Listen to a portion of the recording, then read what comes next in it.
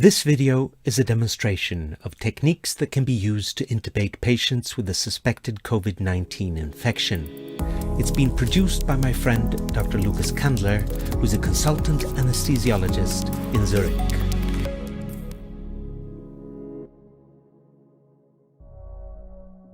Hi everybody, we are from the Institute of Anesthesiology at the University of Zurich. My name is Vanessa Moll, I'm an attending here.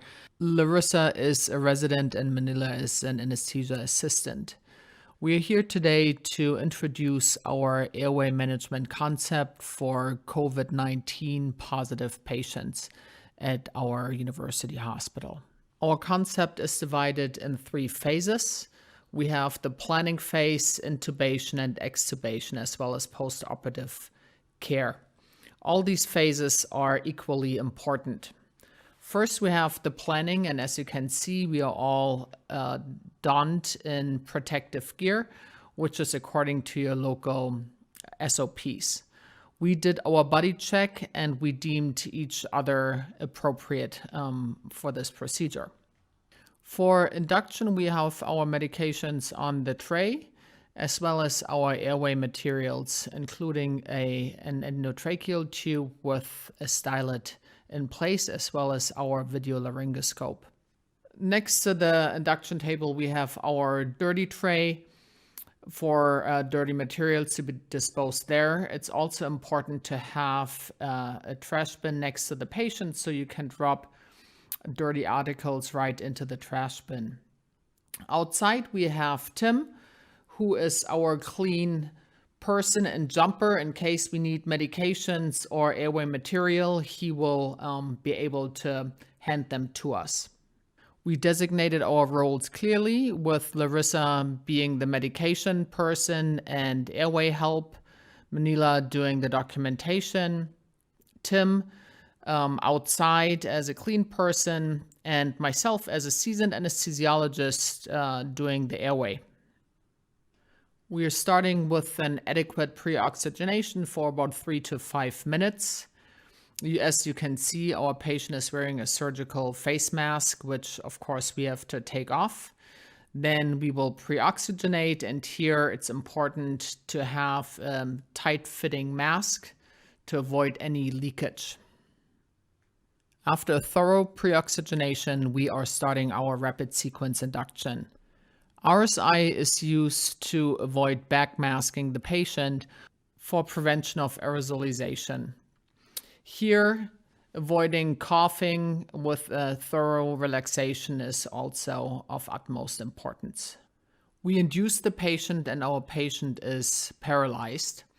We are now intubating the patient with a video laryngoscope.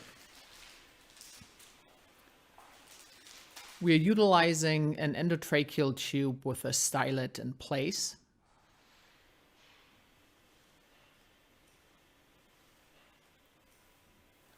The endotracheal tube now is in place. The stylet can go. Thank you.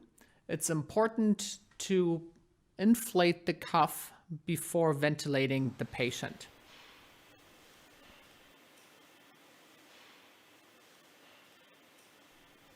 If a patient is desaturating and you have to backmask the patient, it is very important to use both hands to backmask the patient, to have a tight seal, and have a second person, Larissa in this case, to backmask your patient.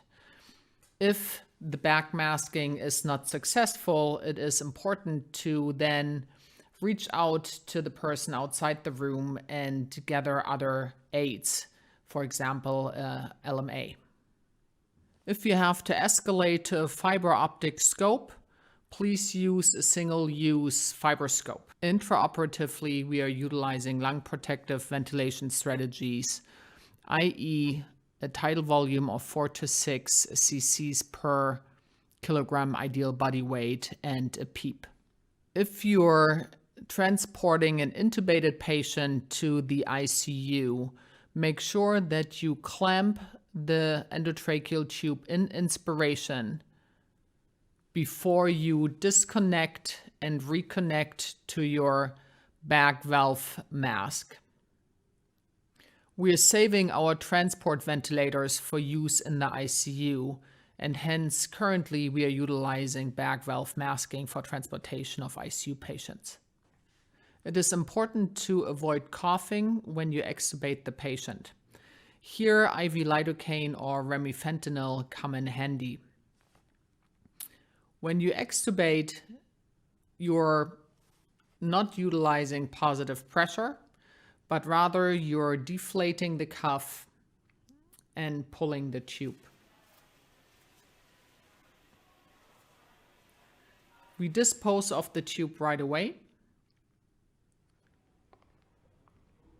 and oxygenate the patient with a tight-fitting mask. Once the patient is adequately breathing, we are utilizing nasal prongs for transport.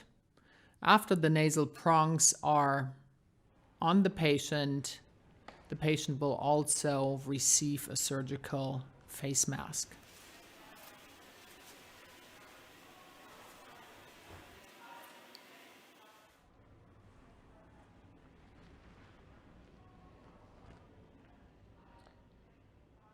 After successful extubation, it's important to doff your personal protective equipment according to your local standard operational procedures. Again, a body check is important. We also recommend debriefings after intubation and extubation to further optimize your procedure. Hopefully you enjoyed our short video. Be safe and stay healthy out there. Good luck.